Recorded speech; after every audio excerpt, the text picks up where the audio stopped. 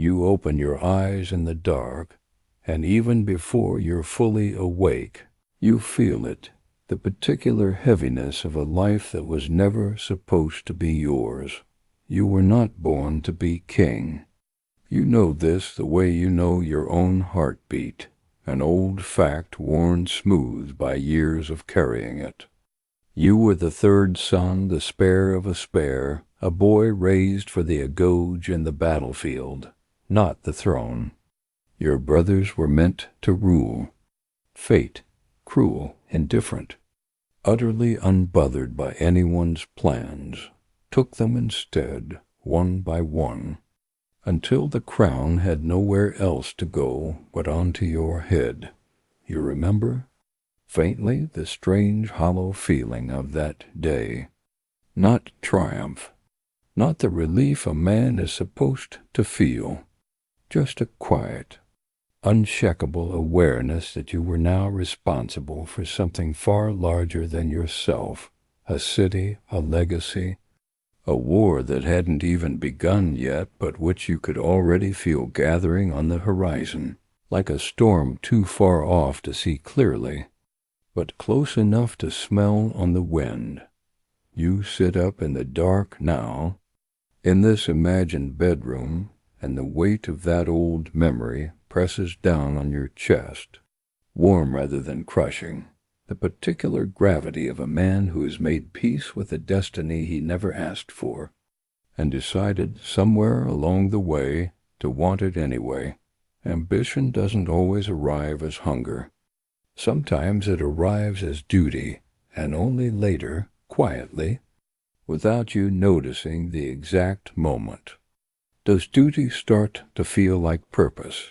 You feel that shift now, low and steady in your chest, as the dark room slowly resolves itself around you. You are a king, and somewhere beyond these walls, an empire is already marching toward you. Asterisk. Asterisk, you rise from the bed and cross to the narrow window, and even in the dark, you can feel the shape of the city sleeping beyond it, a city that trusts you completely, that has placed itself, without hesitation, into your hands. That trust sits differently than you expected it to, back when you were young, and this crown belonged to someone else. It isn't comfortable. It never fully becomes comfortable. Every decision you make now ripples outward into thousands of other lives. Wives who might become widows, sons who might grow up without fathers, an entire way of life that could be extinguished if you choose wrong even once. You think of the reports that have been arriving for months now, each one worse than the last. An empire vast beyond imagining, ruled by a king who has never once tasted defeat, is turning its full attention toward Greece. Not a raid, not a border skirmish, an invasion on a scale the world has never seen, ships numbering in the hundreds. An army so large that when it drinks from a river, the story goes, the river runs dry behind it. You feel something tight and low in your stomach at the thought, not quite fear, though fear is certainly a thread woven through it, something closer to focus, the particular sharpening that happens in a man's mind when the stakes stop being theoretical and start becoming real. Ambition and duty have fully merged now somewhere deep in your chest. You don't simply want to survive this. You want to matter in it. You want your name, when historians write it down generations from now, to mean something more than a footnote in another empire's long, unstoppable march. You didn't ask for this fire, but you feel it now, fully lit, refusing to be smothered. Asterisk. You're not alone in this. You never have been. Behind you, in the dark, you hear her stir. Gorgo, your wife, the daughter of a king, a queen, in her own, right long before she ever shared your bed. Even half asleep, her voice carries a sharpness that most men twice her size don't possess. She has never once been simply an ornament beside your throne. She has opinions on strategy that generals twice her age would do well to heed, and she has never been shy about sharing them. Whether or not you asked, you cross back to the bed, and in the dark her hand finds yours before you even sit down, fingers lacing through yours with a familiarity built over years, years of shared decisions, shared danger, shared nights just like this one, when sleep refuses to come easily because the weight of the coming days is simply too heavy to set down. "You're thinking about the past again," she says, not a question. She always knows. You don't answer right away. You don't need to. There's a particular charge in the air between you and moments like this, not romance in the soft, quiet way of ordinary evenings, but something sharper, more electric, born from danger and urgency and the awareness that time together might soon become a rationed thing rather than an assumed one. Her hand tightens around yours, and you feel the warmth of her shoulder press briefly against your arm, solid and certain. An anchor in a night suddenly full of storms. Neither of you says the word aloud, the word that's been hovering over every conversation for weeks now. War. But it sits between you anyway, heavy and unavoidable, and in its shadow, her closeness feels more vital than it ever has before. Every point of contact between you carrying twice its normal weight. "Come back with your shield," she says finally, low, steady, no tremor in it at all. Or on it.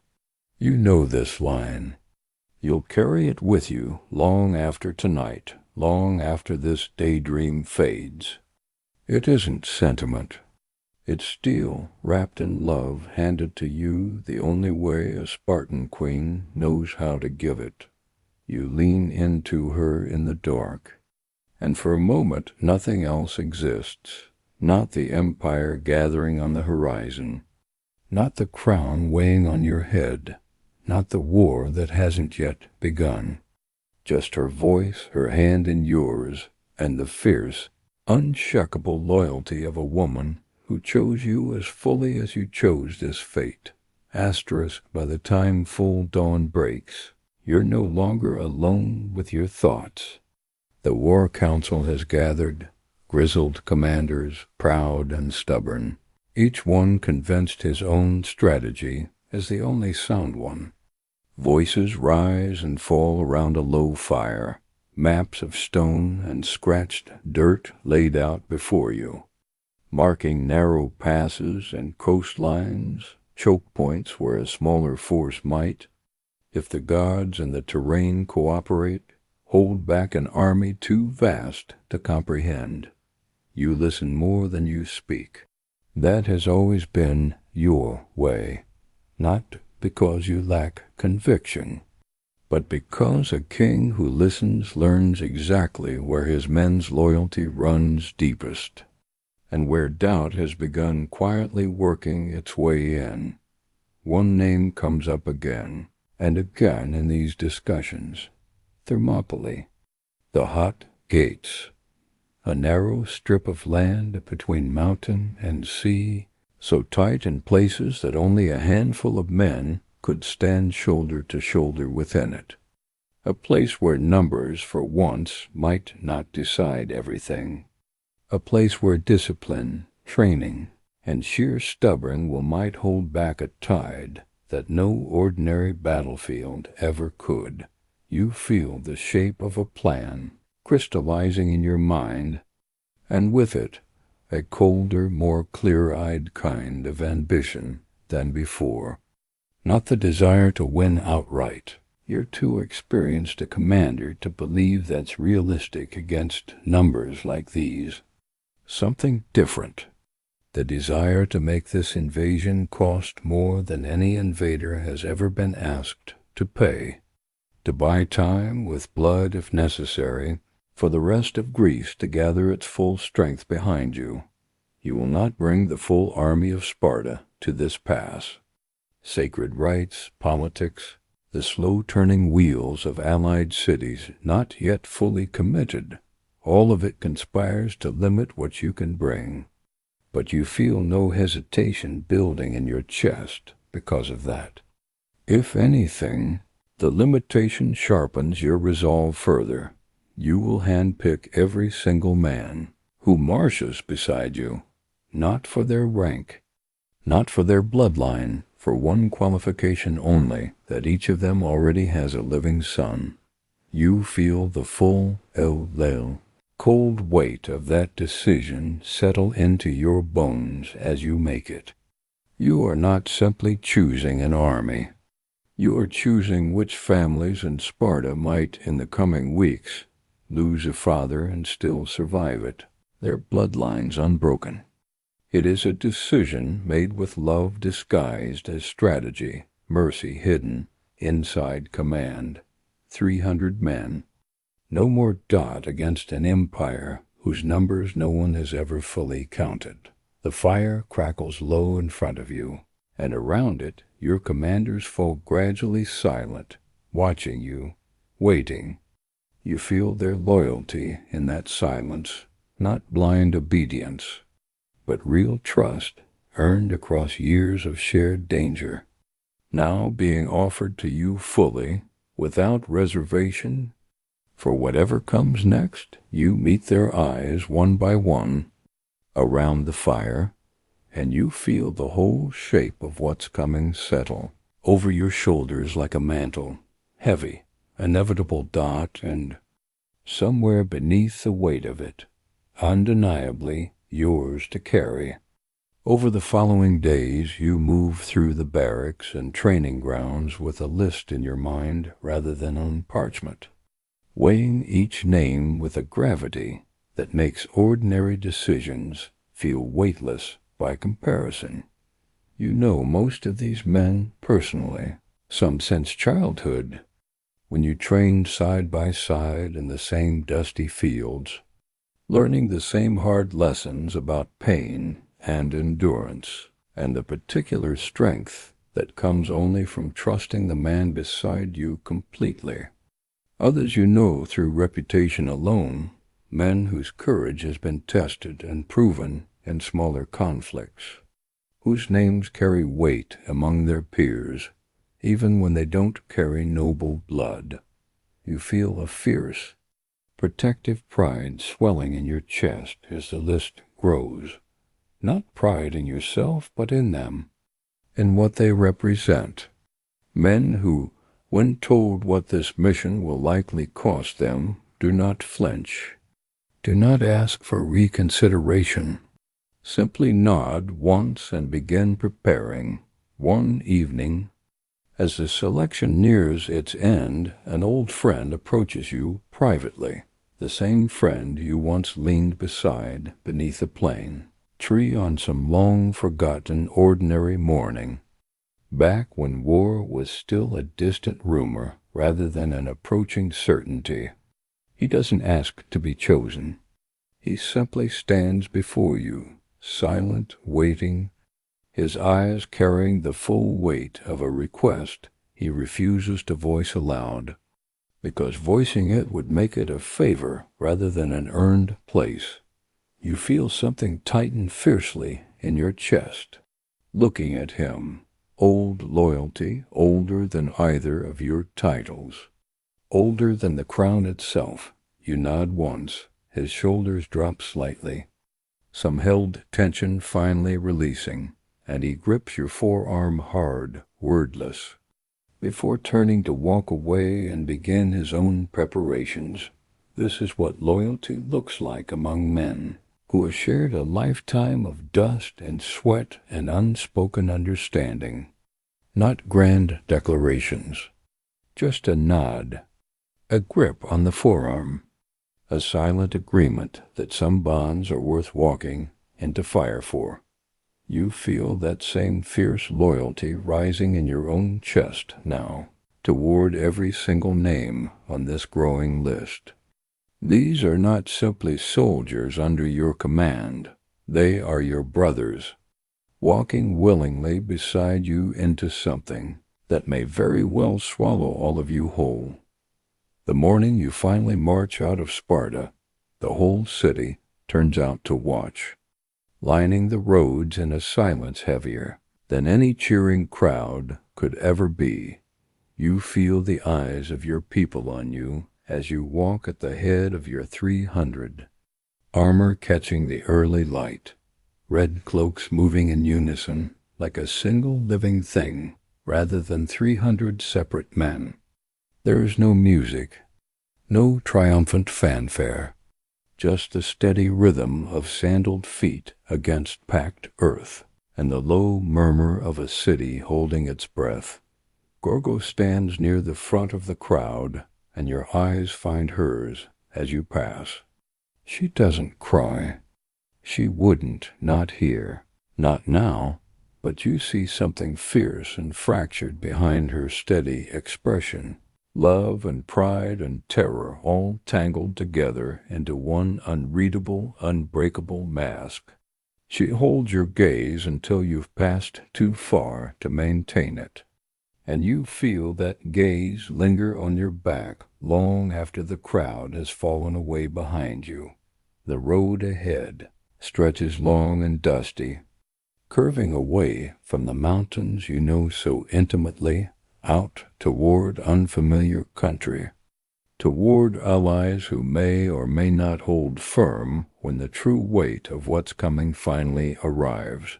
Beside you, your men march in comfortable silence, broken occasionally by low conversation, an old joke shared between friends who've marched together before, though never toward anything quite like this. You feel the collective heartbeat of them around you, 300 men, each one carrying his own private fears, his own unfinished conversations left behind with wives and sons, all of it folded down and tucked away beneath discipline and forward motion. You feel your own pulse settle into the same steady rhythm as their footsteps, and something in your chest hardens into resolve, cold and clear. Whatever waits at the end of this road, you will meet it standing, surrounded by men whose loyalty has never once wavered, walking willingly into history with you.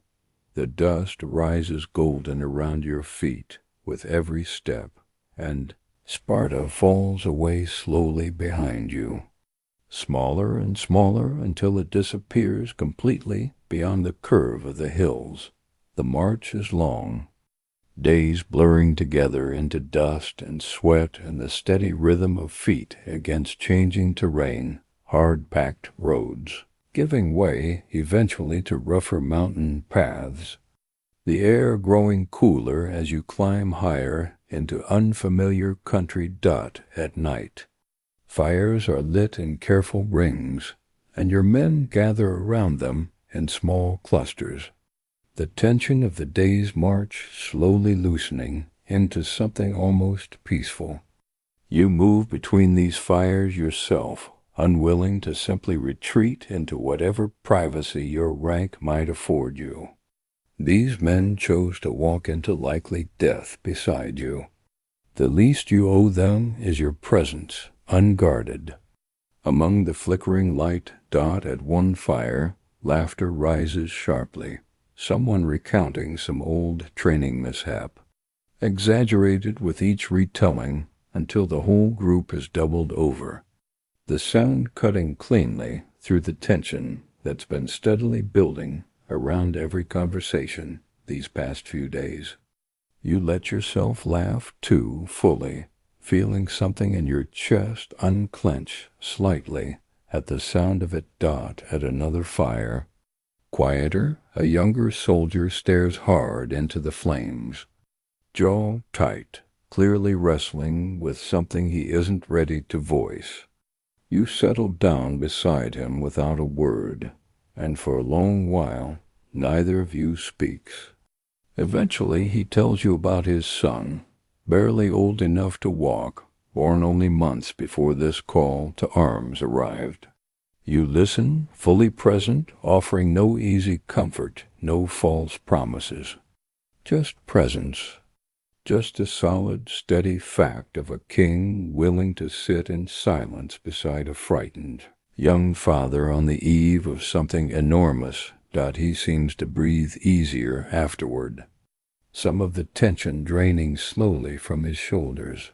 This, you realize watching the fire crackle and shift between you, is what loyalty is actually built from. Not grand speeches, not promises of glory, just these small, unremarkable moments, shared laughter, shared silence. A king willing to sit in the dirt beside his men rather than above them. Above you. The stars wheel slowly across an unfamiliar sky, and the fires burn low and steady across the camp. 300 small points of warm light scattered across dark. Foreign hills, you feel more strongly than ever the full weight and privilege of leading men like these. Whatever comes next, you will face it exactly the way you've spent this whole march beside them, not above them. When you finally reach Thermopylae, the pass itself takes your breath away for reasons that have nothing to do with beauty. Steep mountains rise sharply on one side, their slopes too treacherous for any large force to easily cross. On the other, the sea presses close, narrowing the usable ground to a thin, choke-point strip barely wide enough for a small number of men to stand shoulder to shoulder. Exactly as the reports promised. Exactly the kind of ground where numbers stop mattering quite so much, and discipline, formation, and sheer stubborn resolve begin to matter more than anything else. You walk the length of the pass yourself, studying every angle, every ridge, every place where the terrain might betray you as easily as it might protect you. Your men move around you, beginning the work of fortifying an old crumbling wall that stretches partway across the narrowest point, reinforcing it with whatever stone they can gather, transforming an ancient ruin into something that might, if fortune holds, become an unbreakable line. Word arrives, not long after you've made camp, of the enemy's approach, scouts returning pale and hollow-eyed, describing a force so vast it darkens the horizon like an approaching storm front, ships crowding the coastline as far as the eye can see, campfires at night stretching in uncountable clusters across the distant plain.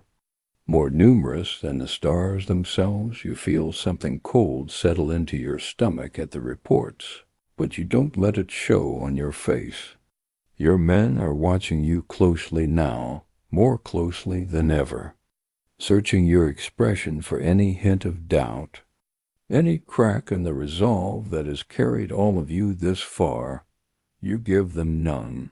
Instead, you walk the pass again at dusk, deliberately unhurried, studying the wall, studying the narrow strip of beach beyond it, studying the mountains rising steep and merciless on either side. Somewhere out there, beyond the darkening horizon, an empire that has never once known defeat is settling into camp for the night. Utterly confident that this ragged handful of Greeks standing in its path will scatter or fall within a single day, you feel a fierce, cold certainty rising in your chest as you watch the last light fade from the sky. They have never fought men like these before.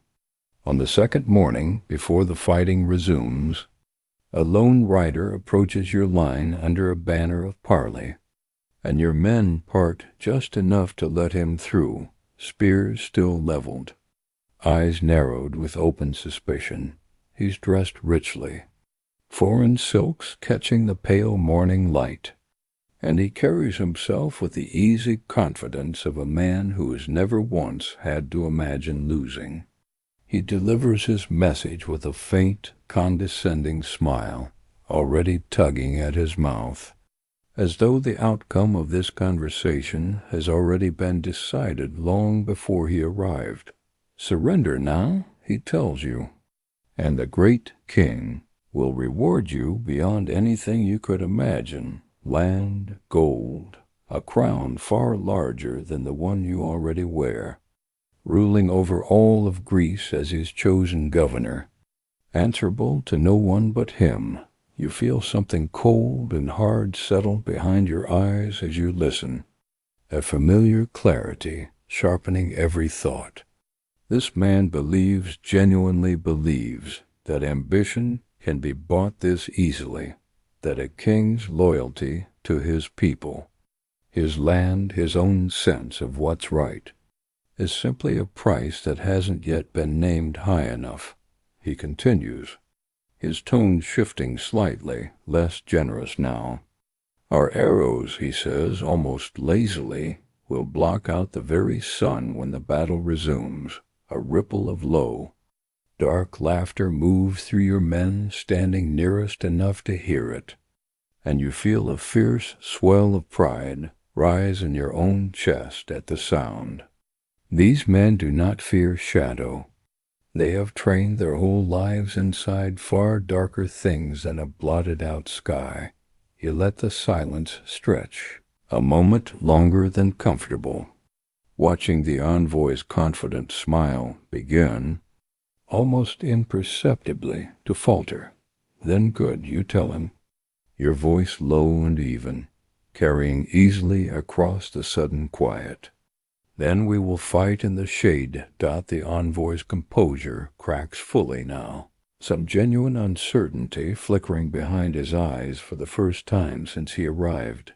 He tries once more, his tone hardening, demanding you lay down your weapons, as a show of good faith before negotiations can properly continue. You feel the full weight of your ambition, your duty, your unshakable resolve gather into 2 words, and you let them fall from your mouth with total, unwavering certainty. Come and take them.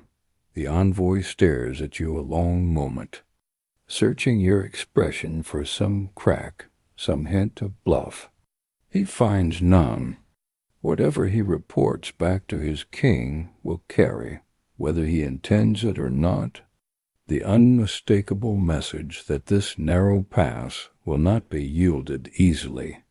No matter what riches or threats are offered in exchange, he turns his horse and rides back across the plain without another word. Around you, your men return to their preparations with fresh, fierce energy, a low current of pride rippling through the ranks. You feel it too, hot and satisfying in your chest, the particular thrill of watching an empire's easy confidence crack, even slightly, against the sheer stubborn will of men who simply refuse to be bought.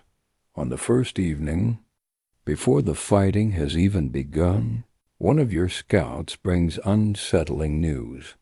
Enemy riders have been spotted studying your position from a distance, circling closer than scouting alone would require, lingering far longer than caution should allow. You climb a low, outcropping yourself to see for certain, and there, silhouetted against the fading light, you count a handful of riders motionless, watching your camp with an attentiveness that feels less like reconnaissance and more like something being memorized for later use. A cold thread of suspicion tightens in your chest, though you can't yet name exactly what it's warning you against. You've led men long enough to trust that particular instinct, the one that recognizes danger before the mind has finished assembling the reasons for it. You order extra, sentries posted along the ridgeline overnight, doubling the usual watch, though you say little about your unease to the wider camp, unwilling to plant fear where none needs to grow yet. Still, you find yourself walking the perimeter more than once that night, eyes scanning the dark tree line for any further sign of movement. Nothing comes of it that first night. The riders vanish some time before dawn, and the following day's fighting drives the unease temporarily from your mind, replaced by the far more immediate demands of holding your line, but the memory lingers at the edge of your thoughts even through the fighting, an unresolved thread you can't quite let go of. Someone was watching too closely. Someone was measuring something about your position that ordinary scouting wouldn't require. You won't understand fully what that unease was warning you toward until the second night, when Ephialtes' name finally surfaces among your scouts, and the shape of that earlier, half-formed suspicion suddenly resolves itself into something all too clear. Some betrayals announce themselves plainly. Others, you realize now, only ever whisper, a handful of riders lingering too long on a distant ridge, easy to dismiss, easy to explain away, until the moment it's far too late to matter. When the fighting finally begins, it unfolds exactly as you hoped and feared in equal measure, brutal, relentless, and against every reasonable expectation. Successful dot wave after wave crashes against your line, and wave after wave breaks against it instead of through it. Your men fight in disciplined formation, shields locked tight, spears working in coordinated rhythm that no untrained mass of soldiers, however numerous, can easily overcome and ground this narrow. You fight among them, not behind them, your own spear finding its mark again and again, your own shield absorbing blow after blow meant to break your line. There's a strange, sharp clarity that settles over a battlefield like this one, the world narrowing down to the man in front of you, the shield beside you, the next breath, the next strike, the next small victory that buys one more moment for the line to hold. Fear exists somewhere underneath all of it, but it's overridden, again and again, by something fiercer, pure, focused resolve, sharpened further by every fallen enemy, every held position, every proof that discipline and courage can, in fact, hold back an empire at least for one more hour, one more day. By the second day, word reaches you of the enemy king's fury, reports of him rising from his throne in disbelief, watching wave after wave of his finest soldiers fail against a force a fraction of his own numbers. You feel a fierce, sharp satisfaction at the thought, a grim pride settling deep into your chest alongside the exhaustion now beginning to gather in every muscle. Your men, when you move among them between waves, carry that same fierce pride in their own exhausted faces, bruised, bloodied, utterly spent, and entirely unwilling to yield a single step of ground. The bond between you all has sharpened into something almost unbreakable now, forged fully in the heat of shared danger and shared triumph. You allow yourself, for the briefest moment, standing amid the wreckage of the second day's fighting, to believe that perhaps this pass really might hold. That belief will not survive the night. By the second day, word ripples through your ranks that the enemy king, humiliated by 2 failed waves of ordinary conscripts, has finally committed his most feared soldiers to the fight, an elite guard so renowned that legend already claims their numbers never diminish. Each fallen warrior instantly replaced, as though death itself has no power over them. You feel a sharp thrill cut through the exhaustion already settling into your limbs. Let them come. Let the Empire's finest discover exactly what a lifetime of discipline looks like when it finally meets something worthy of testing it. They advance in tight formation, banners bright, armor gleaming with a polish that speaks of ceremony more than survival. And for one brief moment, watching them cross the plain toward you, you feel something almost like respect stirring beneath your resolve. These are not the frightened conscripts of the previous waves. These men know exactly what they're walking into, and they advance anyway, proud and disciplined in their own right. But pride and discipline mean little in ground this narrow. Your line holds, firm as they crash against it, shields locking together with practiced, unthinking precision, spears finding gaps in armor that gleams beautifully but offers little more protection than the humbler gear worn by your own exhausted men. The elite guard's famous numbers mean nothing here, in a space too tight for their full strength to ever be brought fully to bear. One line meets another, and only one line can occupy this particular strip of earth at any given moment. You feel fierce satisfaction rising with every repelled charge, every retreating step forced onto soldiers who have likely never once retreated in their entire storied history. Your own men fight with a ferocity sharpened rather than dulled by 2 days of relentless combat, each man drawing strength from the soldier locked shoulder to shoulder beside him, a single unbroken wall of will that refuses, again and again, to crack dot by the time the elite guard finally withdraws, leaving the ground before your wall scattered with their fallen.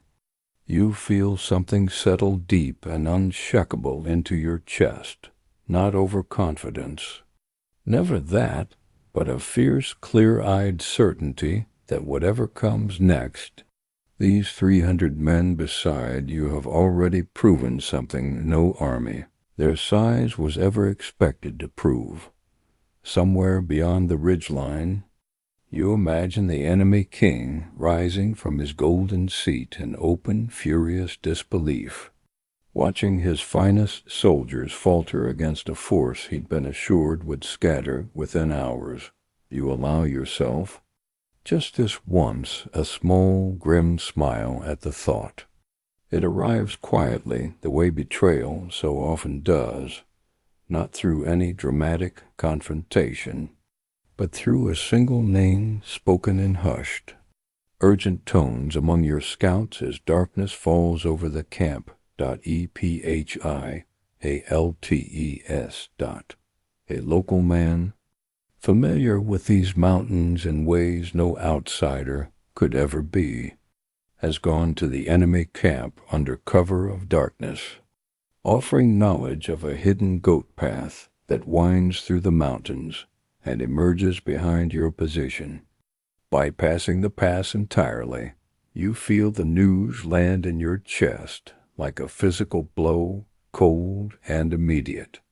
A betrayal made all the more bitter for how simply, how casually.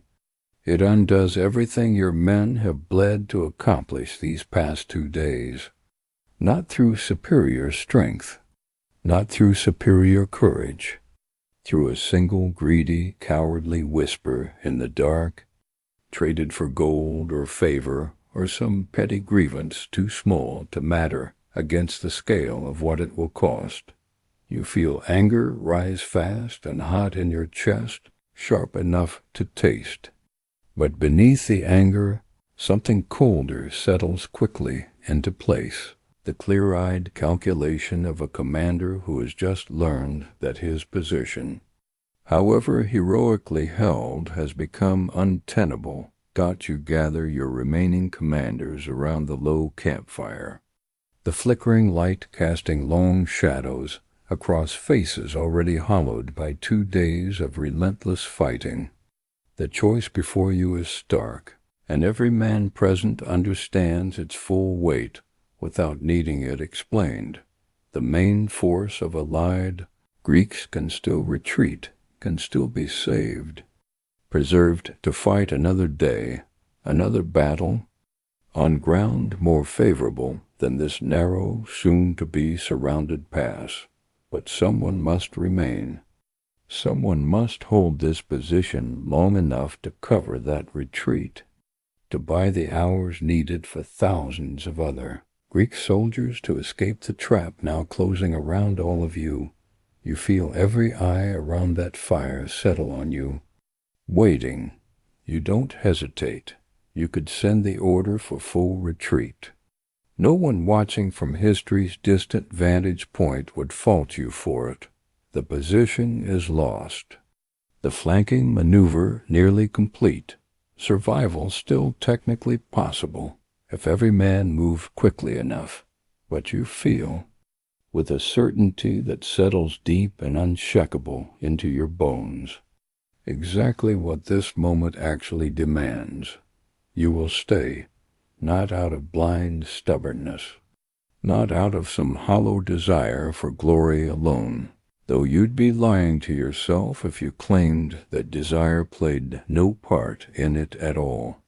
You stay because someone must, because the retreating army needs time your death can purchase far more reliably than your survival ever could, because Spartan law itself forbids retreat in the face of an enemy this size, and because beneath every strategic calculation you simply cannot imagine abandoning the men who chose, without hesitation, to march into this fire beside you. You announce your decision to your remaining 300, along with a small handful of allies who choose, entirely of their own will, to remain as well, rather than retreat to safety. No one flinc ace. No one asks to be released from this fate. You feel, moving among them in the firelight as this decision settles fully over the camp, the same fierce loyalty you felt back when you first chose each of their names from a list of willing volunteers.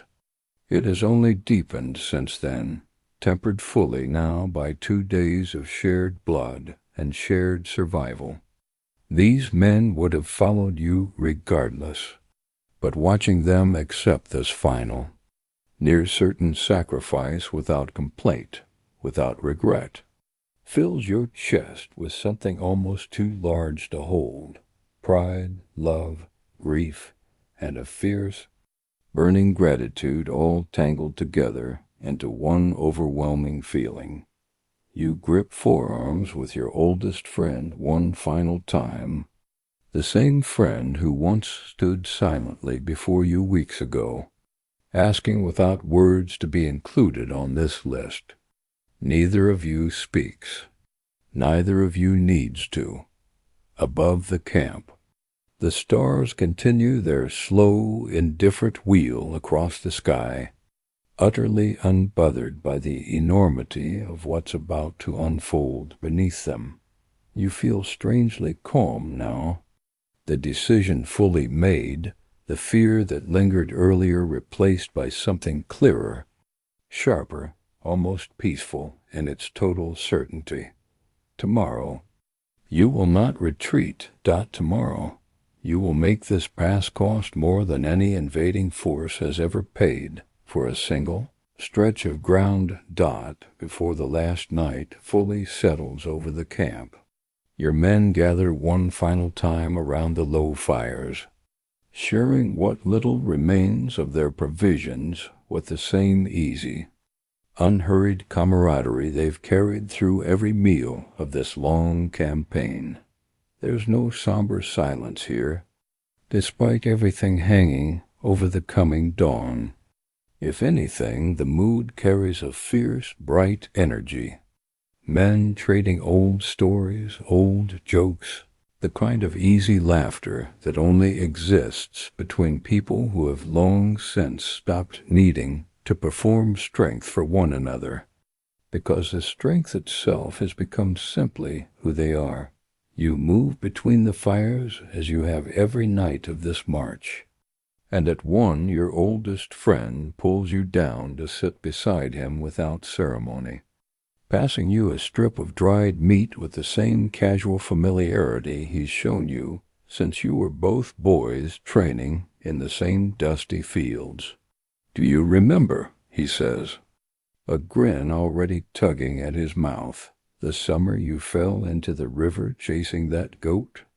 You groan, half laughing despite yourself, and the story unfolds around the fire exactly as it always does, growing slightly more exaggerated with every retelling, drawing genuine laughter, even from men who've heard it a dozen times already. For a few precious minutes the coming dawn recedes entirely from your mind, replaced by nothing more than firelight and old friendship, and the particular warmth of being fully known by the men around you. Somewhere nearby, another fire erupts in their own laughter, and you catch fragments of a different story drifting across the camp. Someone's disastrous first attempt at courting a girl years ago, told with theatrical embarrassment that draws roars of appreciative laughter from everyone within earshot.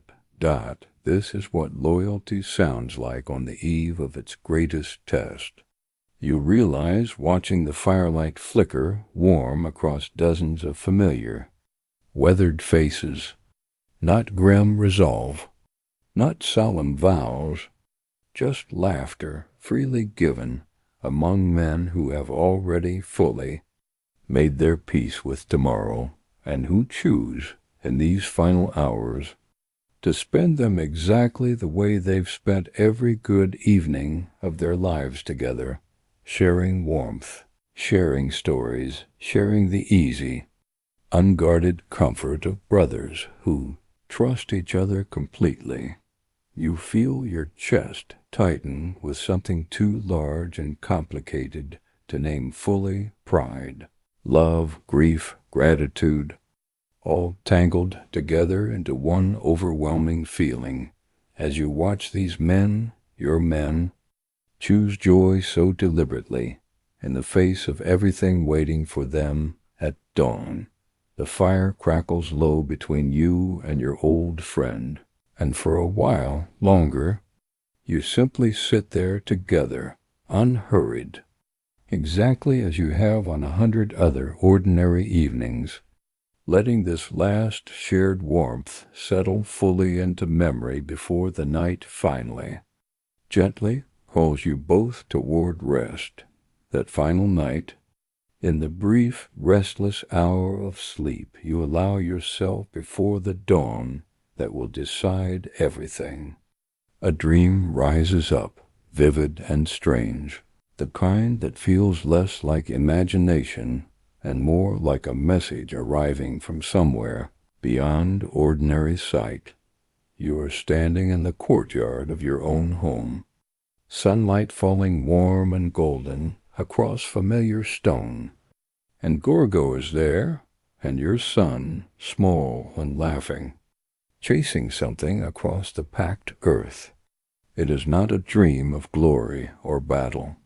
It is simply a dream of an ordinary afternoon, the kind you lived 1,000 times without ever once thinking to treasure it fully. In the dream, Gorgo turns to look at you, and her expression carries no fear, no grief, only a fierce, steady pride that seems to reach across whatever strange distance separates dream from waking. She doesn't speak.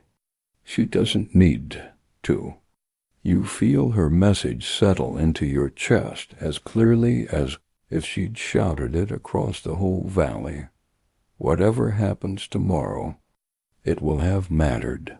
You wake before dawn with that feeling still humming warm beneath your ribs, the dream already dissolving at its edges the way dreams always do, leaving behind only its feeling rather than its details. You lie still for a long moment in the dark tent, listening to the quiet sounds of your camp beginning to stir around you, men rising, checking armor, speaking in low, steady voices that carry no trace of the fear that would be entirely reasonable to feel this morning.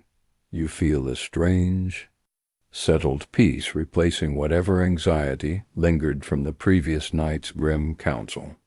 Whatever waits beyond this dawn, you feel certain now, in a way that goes beyond simple strategy or duty, that this stand was always meant to happen exactly this way, and that somehow, impossibly, everyone you love already understands and accepts that truth alongside you. You rise from your bedroll, the dream's warmth still settled deep in your chest, and step out to greet the final morning. Before dawn on that final morning, you gather the wider allied force still camped alongside your 300 soldiers from other cities, thousands strong, whose survival now depends entirely on how quickly and quietly they can withdraw while the pass remains, however briefly held. You feel the full weight of command settle heaviest in this moment, heavier even than it will feel once the fighting resumes. Ordering men to leave is, in its own way, harder than ordering them to stand. You watch commanders from allied cities wrestle visibly with the decision, pride and practicality warring openly across their faces. Some reluctant to abandon a position their own men have bled to help defend these past 2 days. You speak plainly to them. No embellishment, no attempt to soften the truth. The path behind you has been compromised. The position cannot hold against an attack from both directions at once. Retreat now in good order and the war continues. Stay, and every soldier here dies for nothing more than stubborn pride, achieving no strategic gain that a well-timed withdrawal couldn't achieve far more effectively. Some among them argue briefly, loyalty and honor pulling hard against cold logic. You understand that pull completely. You're about to defy it yourself, in your own way, by remaining rather than retreating fully. But your own choice is different, you explain, your voice steady and certain, even as the words cost you something to say aloud. Someone must hold this ground long enough to cover the retreat itself. That sacrifice doesn't need to belong to everyone. It only needs to belong to those willing to offer it freely, slowly. Reluctantly, the Allied commanders began issuing their own orders, thousands of soldiers beginning the careful, disciplined work of withdrawing while darkness still offers some cover. You watch them go, feeling a strange mixture of relief and isolation settle into your chest simultaneously. Relief, because thousands of lives that might otherwise have been lost here will now survive to fight another day on ground more favorable than this narrow, doomed pass. Isolation, because with every retreating column disappearing into the pre-dawn dark, the true scope of what remains behind grows starker and more absolute. 300 Spartans, a small number of steadfast allies who choose, entirely of their own will, to remain rather than withdraw, and the empire gathering itself for a final, overwhelming assault from 2 directions at once. You feel no regret in the decision. Watching the last of the retreating columns vanish into the darkness beyond the pass. Only a clear, settled certainty that exactly this, is what your years of training, your years of duty, your entire strange and unexpected path to this crown have all been quietly preparing you to do. You turn back toward your remaining men, waiting patient and unafraid around the dying campfires, and you feel the whole weight of command finally settle into something almost like peace, lying awake a moment longer in the dark. Before rising to meet that first fateful dawn of the campaign, you let your mind drift back further still, past the crown, past your brother's deaths, back to the long years of training that shaped you before any of this became your burden to carry. You remember the particular hunger that lived in you even as a boy who was never expected to rule. Not resentment at being overlooked, but something quieter, more persistent, a refusal to be simply adequate. While your brothers trained knowing a throne likely waited for them regardless of how hard they pushed themselves, you trained as though everything depended on it, because in your own mind perhaps it did. Not a throne, something else. Respect earned entirely on your own terms, owed to no bloodline. No accident of birth order. You remember nights spent long after the other boys had collapsed into exhausted sleep, still running through forms alone under a moon, indifferent to your ambition, driven by something you couldn't fully name even to yourself back then. You remember the particular satisfaction of besting an opponent who outranked you by birth, watching surprise flicker across faces that had never once considered you a serious rival. That hunger never fully left you, even after the crown arrived unexpectedly on your head. If anything, it sharpened, redirected now toward proving that the crown itself had chosen wisely, even if fate, rather than birthright, had done the actual choosing. Every difficult decision since then, the selection of your 300, the cold calculation of holding this pass, the choice, now finally made, to remain rather than retreat, all of it traces back to that same fierce, restless refusal to be simply adequate.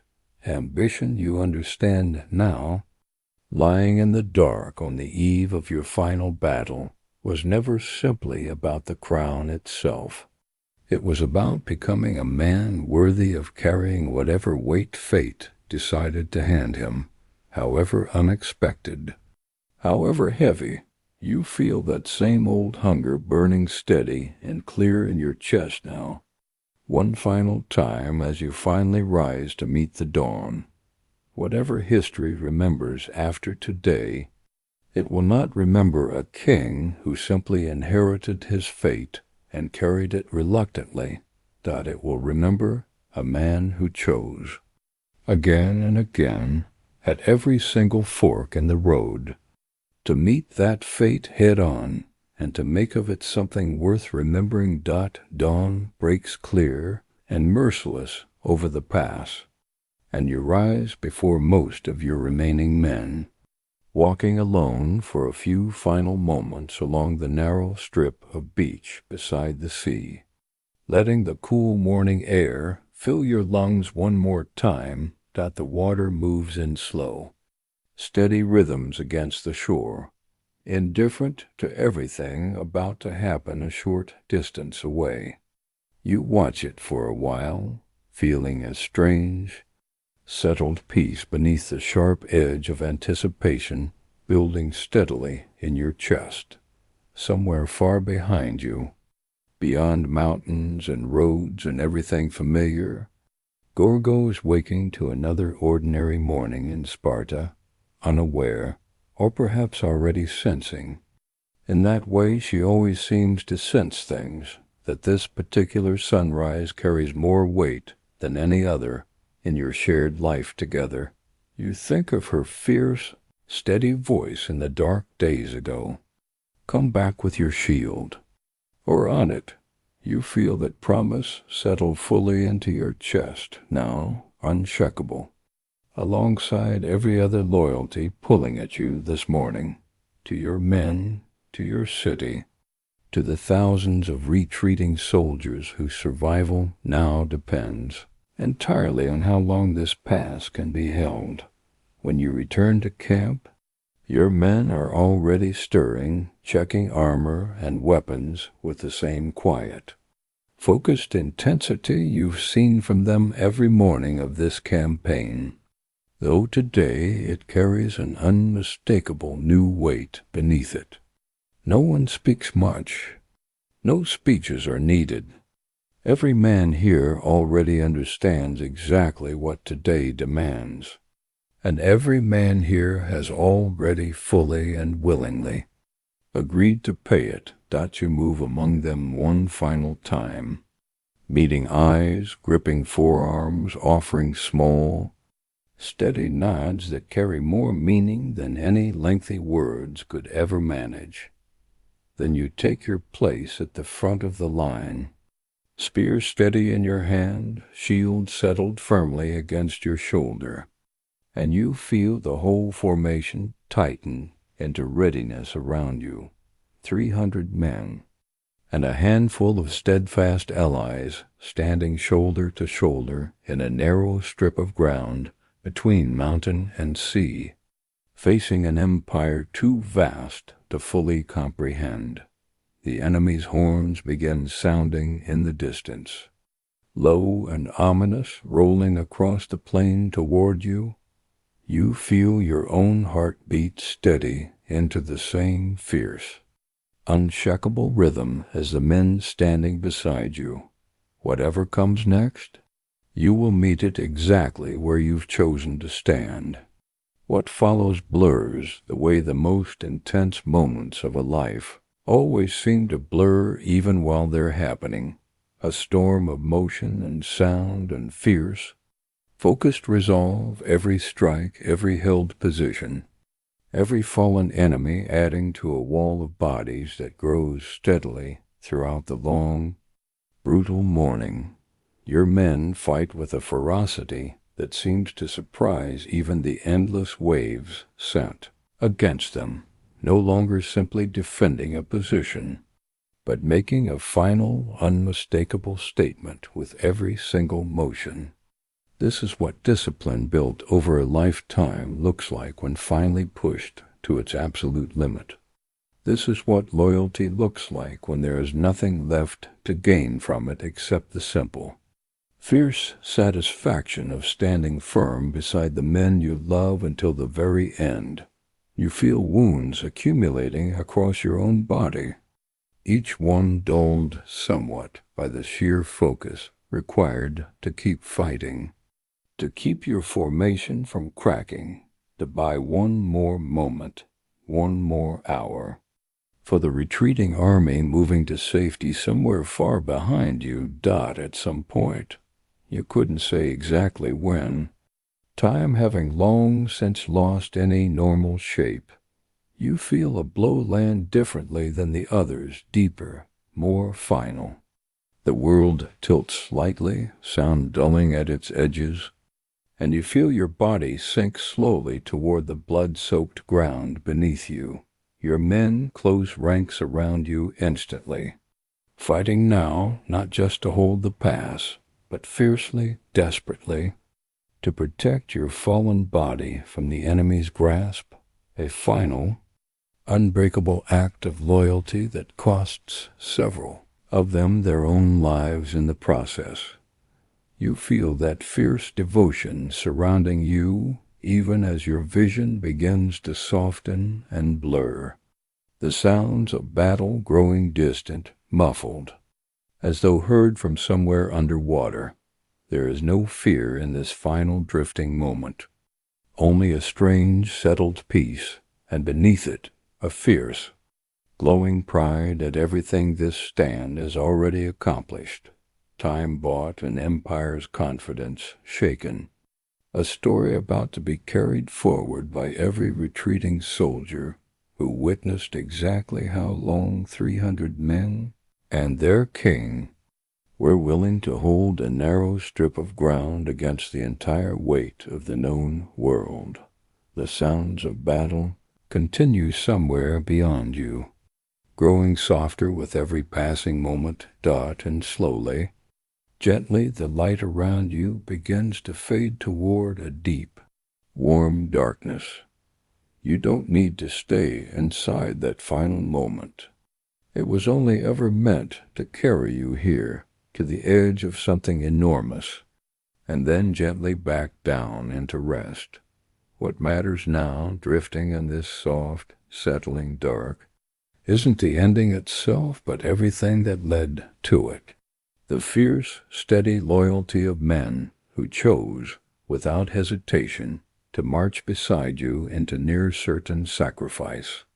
The charged, unshakable love of a wife who sent you off not with tears, but with steel wrapped gently around devotion. The cold, clear ambition that turned a spare son of a minor bloodline into a name that would outlast every empire that ever tried to erase it. None of it needs to feel heavy anymore. Let the intensity of the story loosen now. The weight tension loosens from a body, finally settling into sleep. The past grows quiet in your imagination. The fires along the distant camp burn low, then lower, then finally settle into soft, glowing embers. The sea continues its slow, steady rhythm against the shore, indifferent and eternal, exactly as it did on that final morning, exactly as it continues somewhere in the world, even now, while you lie here, breathing slow and even, letting this whole epic, thrilling daydream settle gently down into rest. Let it all go now. The battle fades first, sound dissolving into silence, the clash of shields softening into something more like distant surf. Then the campfires, the low voices of men who trusted each other completely, the forearm grips and unspoken understandings, all of it settling quietly down into warm, glowing embers, then into soft darkness. Then Gorgo's voice, steady and fierce in the dark of that final night together, softening now into something more like a lullaby than a farewell, low and warm, fading gently at the edges. You don't have to be a king anymore. You don't have to carry any of this weight a moment longer. Just breath now, slow and even. Just warmth, heavy and familiar wherever you're actually resting tonight. Just the soft, wide, welcoming dark, opening up around you the way it always does, patient and unhurried, ready to hold you exactly as long as you need. Let your body sink a little deeper now. Let your breathing slow further, on its own, without needing to be told to. Let the last of this whole vivid, thrilling daydream loosen its grip, drifting quietly away into the same soft dark that settles gently over every story once it's finally been fully told. You are safe. You are at rest, and there is nothing left now but sleep, arriving slowly the way it always eventually does, quiet, complete and entirely yours.